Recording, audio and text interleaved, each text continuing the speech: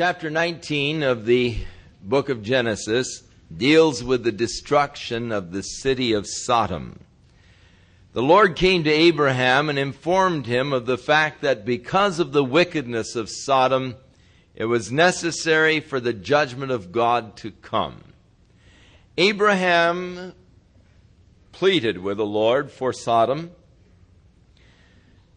interceded actually, saying, "But what if there are 50 righteous? Would you destroy the righteous with the wicked?" And the basis of Abraham's intercession was the Lord of the earth should be fair or be just. Even in judgment, God must be fair or just. God cannot be unjust in any action at any time ever. Now, this is an area that Satan is constantly seeking to make a case against God. How can a God of love, or would a God of love, condemn a man to eternal hell who has never heard of Jesus Christ? What about that person who lives over in Africa, who lived and died never knowing of Jesus Christ? Is he going to have to suffer forever in hell because he lives in Africa and never has had a chance to hear? It is interesting, the Bible doesn't give us the answer directly, but the Bible does give us an indirect answer, and that is that God is totally fair. When God judges, it'll be absolutely just. And Abraham's argument with God was, "Shall not the Lord of the earth be fair or be just?" when God spoke of the judgment that was going to come. Now, Abraham saw an inequity if God would judge the righteous with the wicked. That wouldn't be fair. That's the premise and the basis of Abraham's argument with the Lord. That it wouldn't be fair to judge the righteous with the wicked. Now, Jesus said to his disciples, "In this world you're going to have tribulation." But he said, "Be of good cheer, I've overcome the world."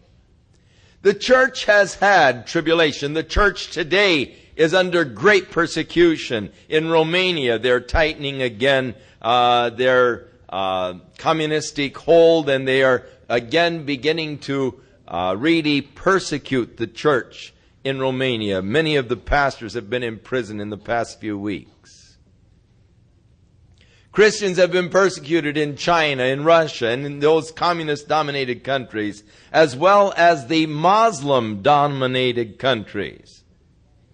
Communism is not the only foe of Christianity. Islamism is perhaps the greatest foe of Christianity. In the Islam countries, it is a capital crime to seek to convert an Islamic person to Christianity. You'll be put to death for that, causing him to change his religious beliefs. And so, the church has always experienced persecution from the world. The Bible says, "Don't count it strange concerning the fiery trial which is to try you as though some strange thing has happened unto you." In fact, if the world loves you, then you better examine your position. But if the world hates you, don't be alarmed. Jesus said, "It hated me. The servant is not greater than his Lord." So, the persecution that the church experiences, though, has as its source or origin the world and the worldly system. The great tribulation that is coming, or the judgment of God, whenever that comes, then the church is not a victim, because God will be fair in his judgment. And if there be 50 righteous, the Lord said, "Sure, I'll spare it for 50 righteous." Abraham finally talked him down to 10. And God said he would spare it for 10 righteous. And the angels of the Lord came unto the city of Sodom. We'll get into that as we get into the 19th chapter. But they could not find even 10 righteous. Lot, that righteous man, the only truly righteous person they could find in the city was Lot himself. And not even his family was thoroughly righteous. But being merciful, God led his family out with him. Now, twice in the New Testament, once by Jesus and once by Peter, is this used as an example of the last days. Jesus said, as it was in the days of Lot, so shall it be at the coming of the Son of Man, and how that the judgment did not come until the day that Lot was taken out of the city, and then God rained upon the city fire and brimstone. Jesus uses that, but points out the fact that Lot was delivered before the judgment came. And Peter also points out to the deliverance of Lot, showing how that God knows how to deliver the righteous, but to reserve the ungodly for the day of judgment. Delivering that righteous man Lot, who was vexed by the manner of life of those around him. So, taking the same argument of Abraham, shall not the Lord of the earth be just? Would it be just that God would bring His great wrath and judgment upon the church, along with the unbelieving world? No. And even as God delivered Lot, God shall deliver His church before the great period of judgment and the wrath of God comes upon the earth. It's just a matter of God's principle in judgment. So in the 19th chapter, and there came 2 angels to Sodom at even, and Lot sat in the gate of Sodom, and Lot was bidding them to come into his home as he bowed himself in the oriental custom towards the ground. Now, hospitality was something that was extremely important in that Eastern culture. And here, Lot sitting in the gate of the city. It is interesting that in that culture also, the women did most of the work. The women would go out and plow the fields. The women would go out and plant the fields. The women would go out and harvest the fields, while the men attended to the more important things of sitting in the gate of the city and talking about the weather. Whether or not it's going to rain tomorrow, you know. Also, sitting in the gate of the city was a place of prominence. All of the judgments were done in the gates of the city. If there were conflicts between people, problems, they would come to the elders, the elder men, who would sit in the gate of the city, and the elder men would give judgments concerning the conflicts that had arisen. And thus, it was a place of honor and distinction to sit in the gate of the city.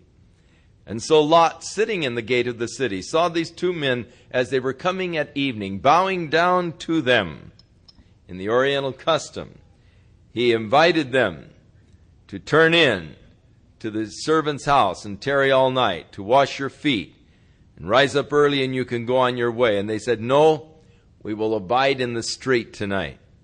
But Lot, knowing the conditions of the city and knowing the danger of such a thing, pressed upon them or constrained them greatly. And so they turned in unto him and entered into his house, and he made them a feast and did bake unleavened bread, and they did eat. But before they were able to lie down, the men of the city, even the men of Sodom, surrounded the house, both old and young, and all of the people from every quarter. And they called unto Lot, and they said unto him, where are the men which came in to thee tonight?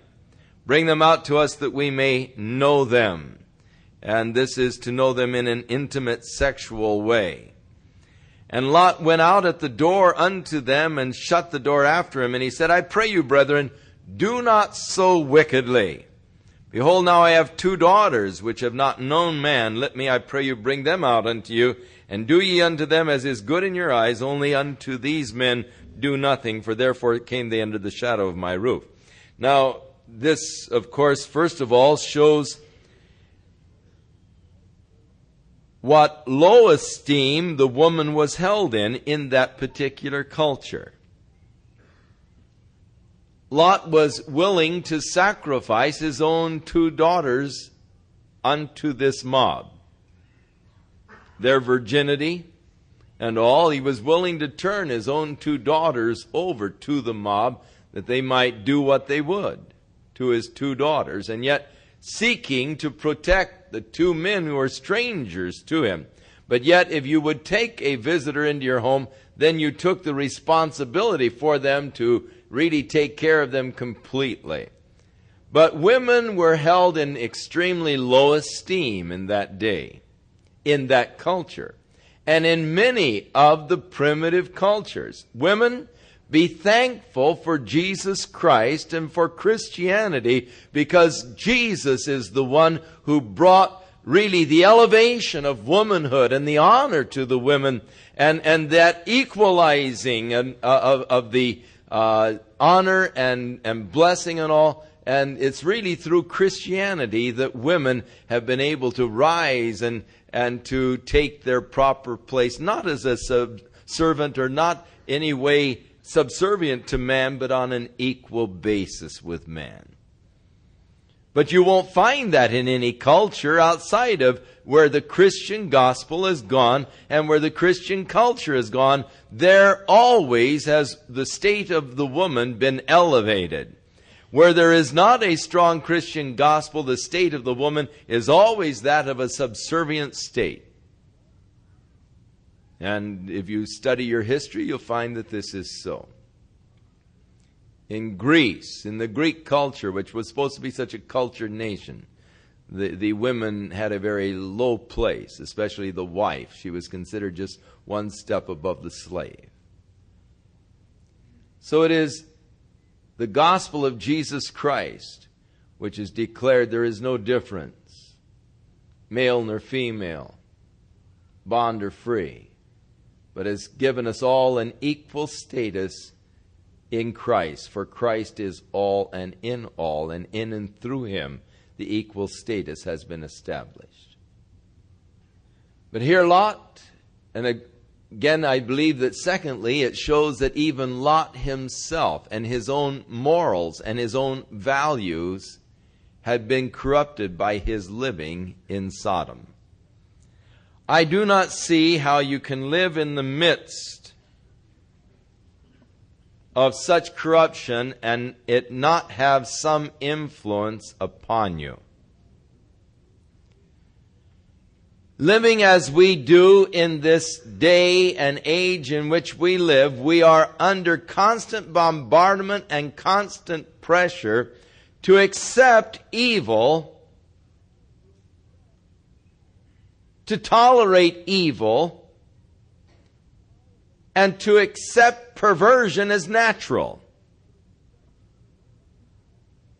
And if you dare say something against the homosexuals, you have a parade going on out in front. They'll file suits and everything else. And it's got to the place where people become sort of cowered into a position of just not stating your beliefs. If you would dare say in a university class, but Jesus is the only way to salvation, they make fun of you. They put you down. They call you narrow, bigoted, and everything else. If you make any affirmation of faith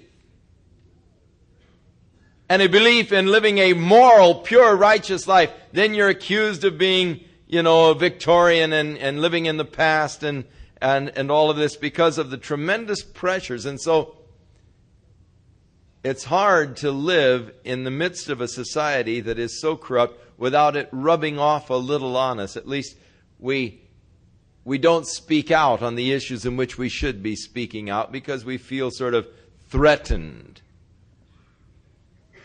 Now, Lot's own morals had been corrupted to the extent that he was willing to give his daughters over to be abused by these men.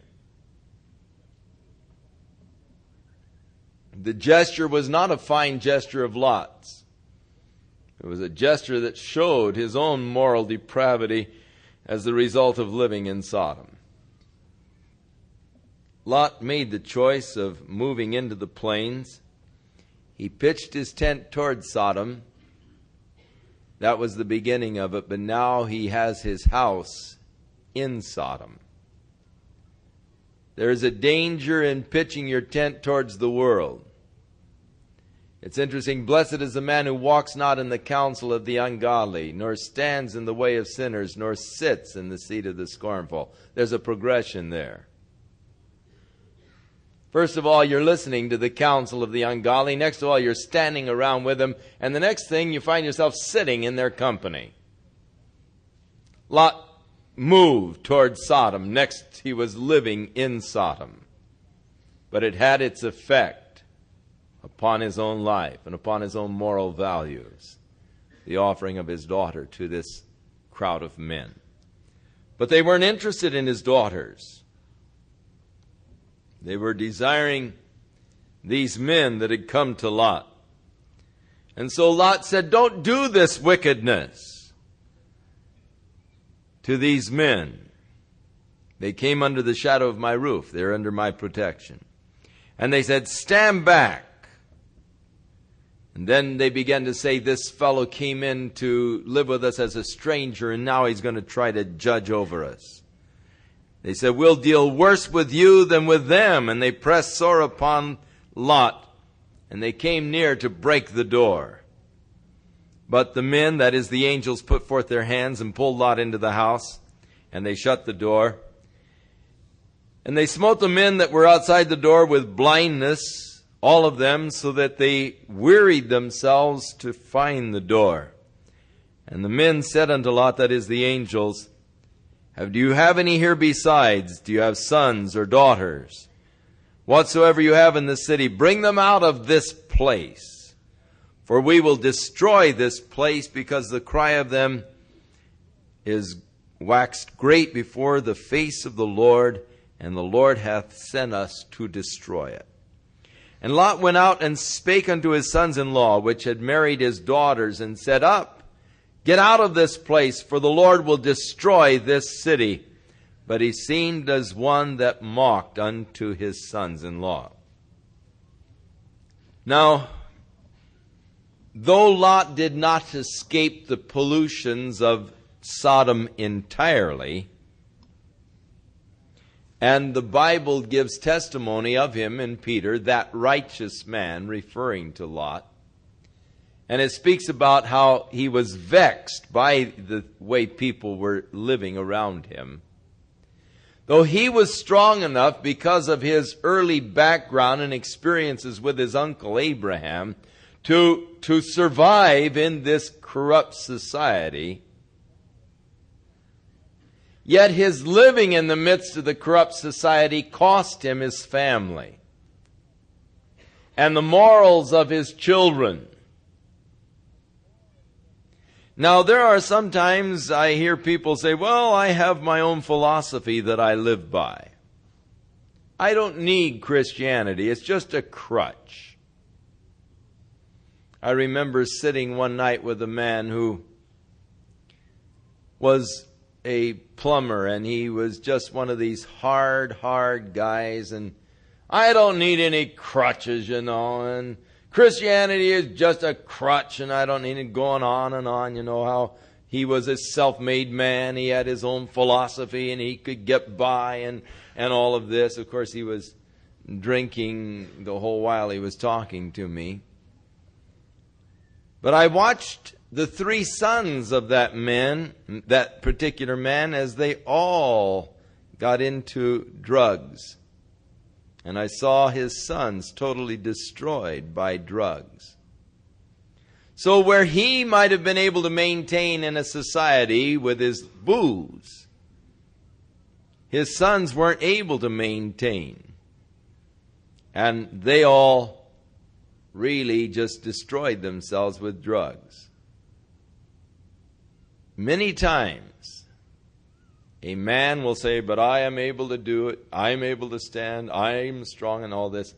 But really, unless you set a strong example, a spiritual example in your home, your children cannot withstand the pressures of the society and the day and the age in which we live, and you're really sacrificing your children to this corrupt world. You may have a philosophy, you may have that by which you can stand. but your children are facing ungodly pressures, and they need more than just a philosophy. They need the power of the Holy Spirit within their lives. And thus, you, for their sakes, need to get right with God and set a strong spiritual example, because they'll never survive. Lot was able to, but his children weren't. And so as he went to his daughters and said, "Get out of here. This place is going to get destroyed. God's going to destroy this city," they just mocked him, and he was as one who mocked them. And thus he lost his family to the corrupted morals of Sodom. And when the morning arose, the angels hastened Lot, saying, "Arise, take your wife and your 2 daughters which are here, lest you be consumed in the iniquity of the city." And so they were hurrying them, saying, "Get out of here now." And while he lingered, there was a reluctance to leave the place. Even with Lot, he was reluctant to leave, just sort of lingering around. The angels took hold of their hands, and upon the hand of his wife and the 2 daughters. And the Lord being merciful unto him, they brought him forth and set him outside the city. And it came to pass, when they had brought them forth, that he said, "Escape for your life. Don't look behind you, neither stay at all in the plain. Escape to the mountains, lest you be consumed." The word "don't look behind" can be translated "don't lag behind," or "do not turn back." Don't stay in the plain. And Lot said unto them, "Oh, not so, my Lord." Perfect example of those who pray, "Not thy will, mine be done."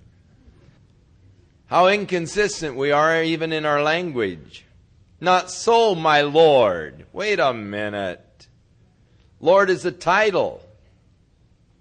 And even he says, "Thy servant." He calls himself a servant, and yet Lord. And now he's arguing with the master. No, you don't argue with your master.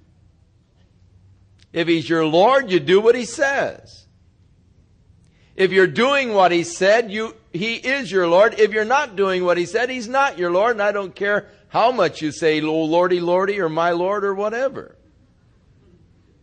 If you're not doing what he said to do, he's not really your Lord. Jesus said, "Why do you call me Lord, Lord, and yet you don't do the things I command you?" And so here is Lot in this perfect inconsistency. As they say, "Flee to the mountains, don't stay in the plains." He says, "Oh, not so, my Lord. Behold, now thy servant hath found grace in thy sight, and thou hast magnified thy mercy, which thou hast showed unto me, saving my life. And I cannot escape to the mountain, lest some evil take me and I die." Now he realized the Lord had delivered him out of the city before it's to be destroyed. But he can't trust the Lord to preserve him there in the mountains. And so, let me go to this little city over Zoar. It's the smallest of the 5 cities there in the plain. It's just a little city. In fact, the word Zoar means little. Let me go and stay in Zoar. And so the angels granted his request that he might flee to the little city that was nearby, the city of Zoar. And the angel said, "I've accepted you concerning this thing. I will not overthrow this city of which you have spoken. So hurry, escape there, for I cannot do anything till you have come within that city." There was the impending judgment, but yet it was to be withheld until Lot was safely out of danger. Even as there is an impending judgment of God hanging over the earth today, but it cannot come until the church has been safely placed out of danger. Hurry. Therefore the name of the place was called Zoar, which means small. And the sun was risen upon the earth when Lot entered into Zoar. And then the Lord rained upon Sodom and Gomorrah brimstone and fire from the Lord out of heaven, And he overthrew those cities, and all the plain, and all the inhabitants of the cities, and that which grew upon the ground. Now, this destruction could have been by volcanic action. Very possible, because there is evidence of volcanic eruptions in that area. A lot of evidence of that. There, of course, are tremendous salt deposits in that area. I mentioned this morning there is on the southern end of the west of the Dead Sea, there on the western side, there is a mountain of salt that is 500 feet. No, beg your pardon. It's 700 feet high and 5 miles long. A mountain of salt. It isn't a sodium chloride, your table salt. It's more of the potassium nitrate, sodium nitrate. Vast deposits of salt, mountains of salt in that area that cannot be explained by slow sedimentation, but have to be explained by deposits through eruptions of some kind. The great overthrowing. Now, potassium nitrate is a particular salt if mixed with potassium permanganate. All you need is just a little glycerin poured upon it, and you've got fire and brimstone. You've got a 4th of July display. You've got fire shooting and spouting, and all it needs is just a little glycerin upon it to really set the whole thing off. The heavy water will respond upon the potassium permanganate, and the potassium nitrates will keep the thing really going and sputtering and sparking, and it's like a flare. It sputters and all. With all of the potassium nitrate in the area, potassium permanganate in the area. And of course, the area did have great asphalt deposits. Josephus calls the area, rather than the Dead Sea, he called it the Asphalt Sea, because of the tremendous asphalt deposits. So all it needed was just a spark from heaven to set things off. And so the whole valley turned into a furnace, a cauldron. And the judgment of God came upon these cities, and they were destroyed. But his wife looked back from behind him. Now notice, she was behind him. She was still lagging back. The word look back can be translated lag back or turn back. And the turn back is the preferable translation. Lot's wife actually began to turn back toward Sodom. And in turning back, she was caught in this great conflagration. And the bubbling, boiling, spewing salts covered her, and she became a pillar of salt. Now there are many pillars of salt in that particular area that in different times have received the name Lot's wife.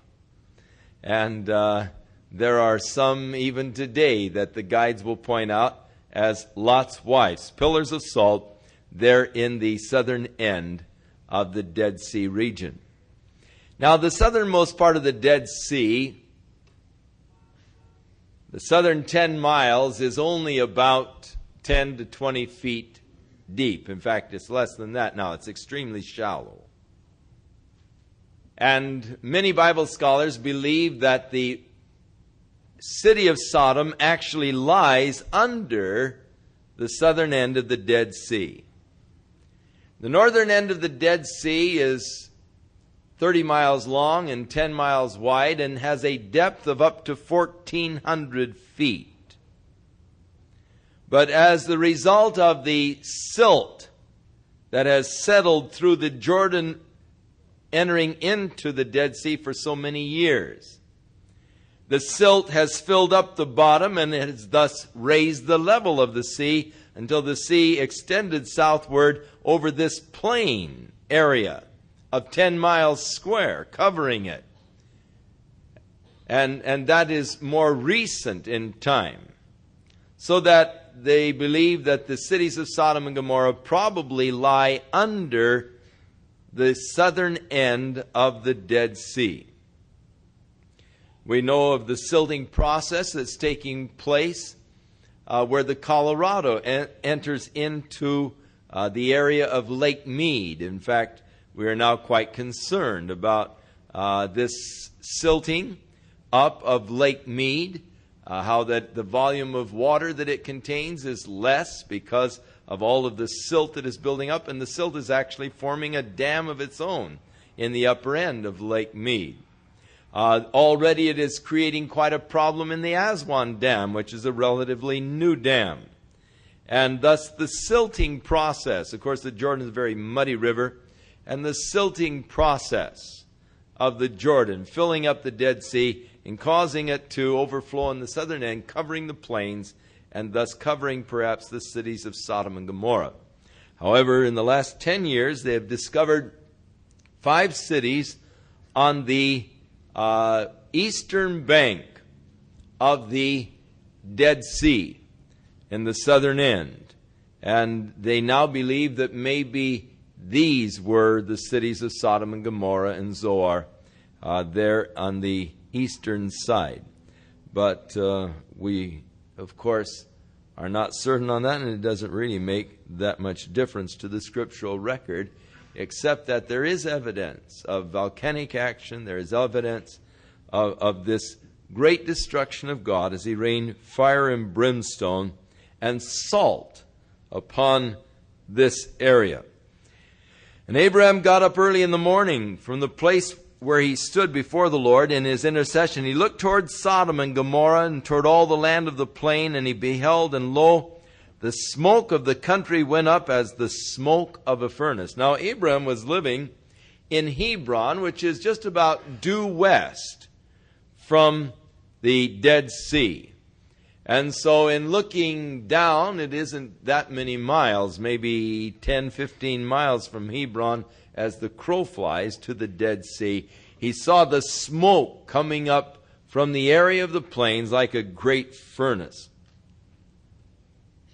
And it came to pass when God destroyed the cities of the plain that God remembered Abraham by sending Lot out of the midst of the overthrow when he overthrew the cities in which Lot dwelt.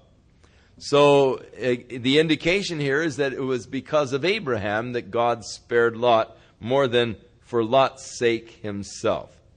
Now, again, turning to the New Testament, Jesus takes this incident and declares of his second coming, as it was in the days of Lot, so shall it be at the coming of the Son of Man. Luke's Gospel, chapter 17. When God overthrew the cities of the plain. And then Jesus said, remember Lot's wife. For he who will seek to save his life shall lose it. Now she was seeking to hold on to the old life of the world. She was turning back to the old life of the world. Seeking to save it, she lost her life.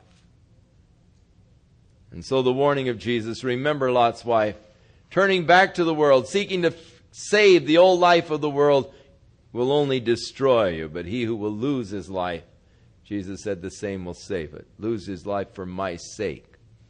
And so the reference of Jesus, Peter again refers to this, and it is also referred to in the book of Jude, how that God destroyed the city of Sodom and Gomorrah.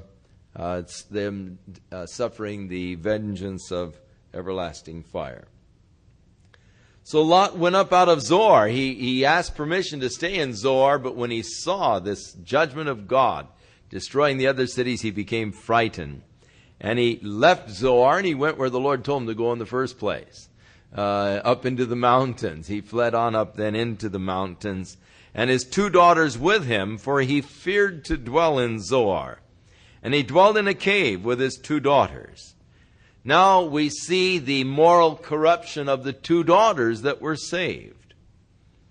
The firstborn said to the younger, our father is old, and there's no more men left upon the earth. They thought that the whole earth was destroyed. And thus man is going to be, civilization, man is going to be wiped out. So come, let us make our father drink wine, and we will lie with him, that we may preserve the seed of our father. And so they made their father drunk that night, and the firstborn went in and lay with her father.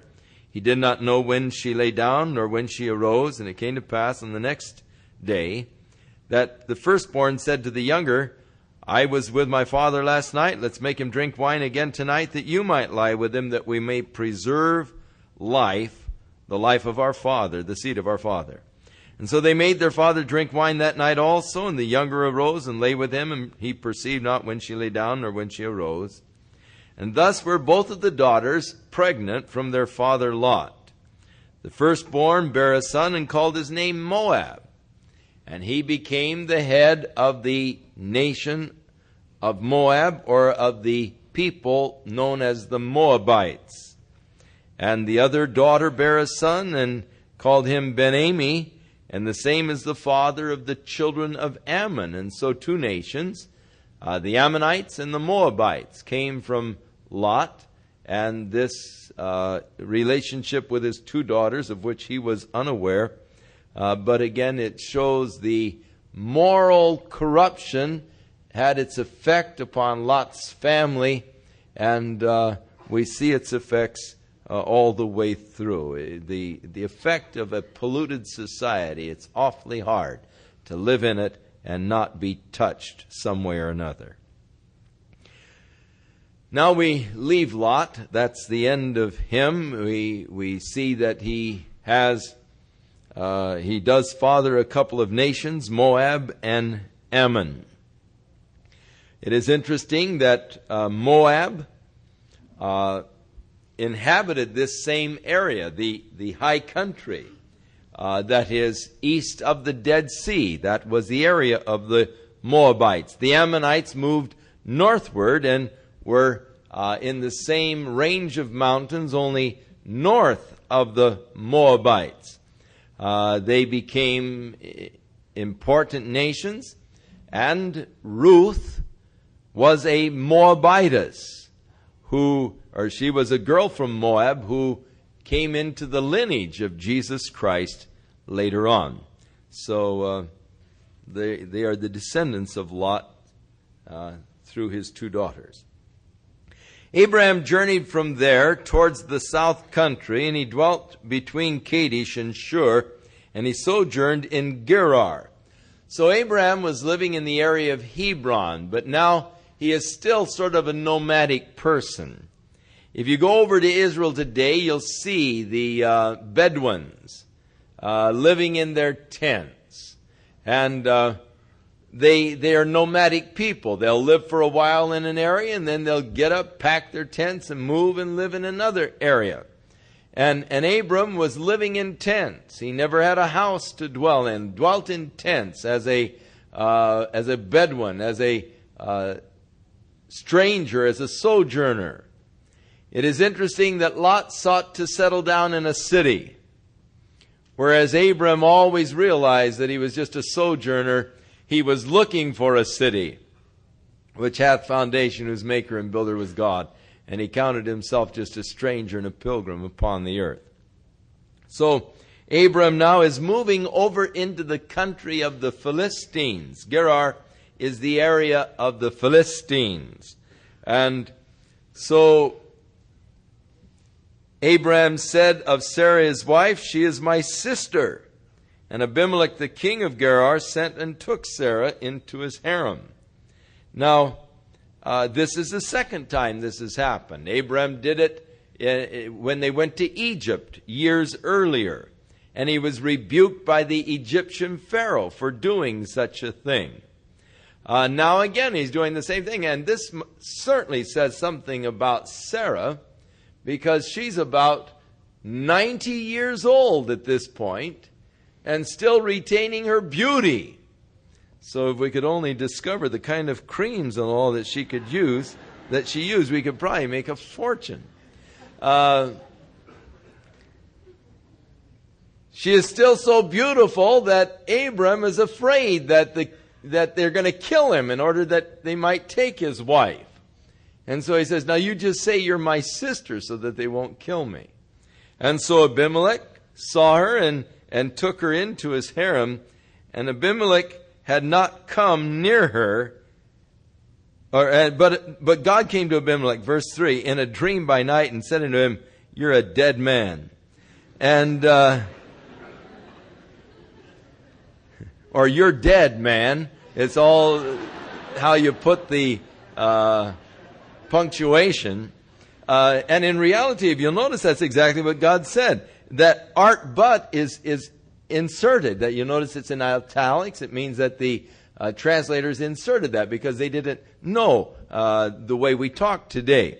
And God said, "Hey, you're dead, man." And and so Abimelech, he said, "Because of the woman which you have taken, she's another man's wife." But Abimelech had not come near her, and he said, "Lord, will you also slay a righteous nation? Said he not unto me, she's my sister? And even she herself said, he's my brother. It was in the integrity of my heart and innocency of my hands I have done this." God evidently smote him with some kind of a deadly plague and says, "Hey, you've had it, man. You're dead, man. Because you've got a woman there who is another man's wife." And so he said, "Hey, Lord, I'm innocent. Hey, I didn't know." She said she was the sister, and that's what he said about her.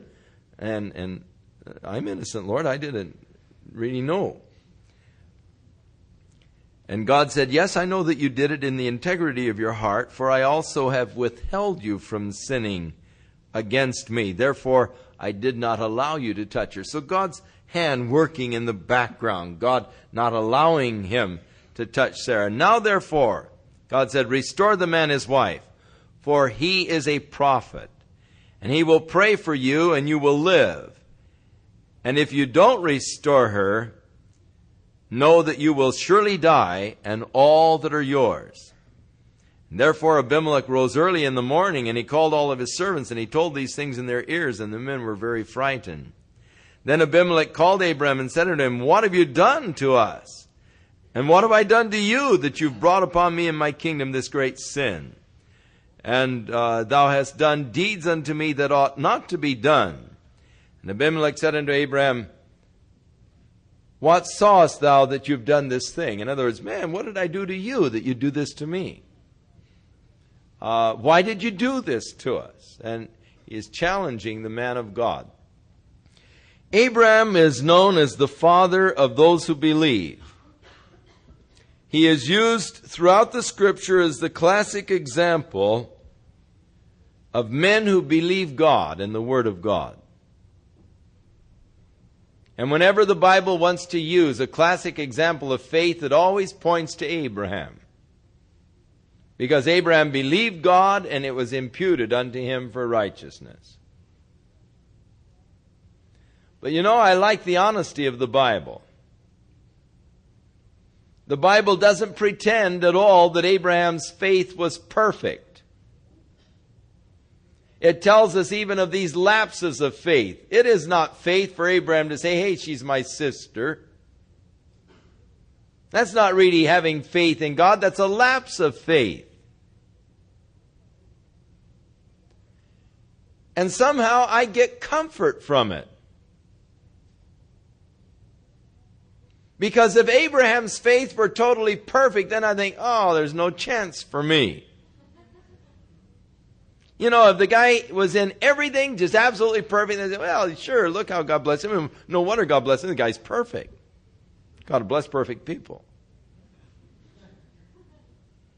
But Abraham was not at all perfect, though he is used as a classic example of those who believe in God. What does it mean? It means that God will honor my little faith too. And God will bless me though I am imperfect also. It doesn't mean that my faith has to be perfect and constant and steadfast at all times, never wavering, never doubting, never fearing, never questioning. It means that God can bless me, and God will bless me just because of my simple trust in Him, as faltering or as failing as it might be at times in certain circumstances. There are a lot of tests that I fail. God has put me to a lot of tests where I failed miserably. I went out of the classroom with an F. But he let me take the test again. And some of them I failed 2 or 3 times before I passed. God is gracious. And God is patient. And Abraham, our father of those who believe, was a man who's had great faith in God that brought him recognition in history. And yet the faith was not perfect. Here we find him deceiving the king concerning his wife because of fear. Twice he was put to this test. Twice he failed on this particular test of faith. In the supreme test of faith, man, the guy passed with flying colors. Isn't it interesting how that we can have such great faith in some areas and then just turn right around and get totally wiped out? It makes us realize that even the faith that we have has come to us as a gift from God, so that we can't boast in that. So, the king is rebuking Abraham. What have you done, man? What have I ever done to you that you'd do this kind of a thing to me? How come you said she's your sister?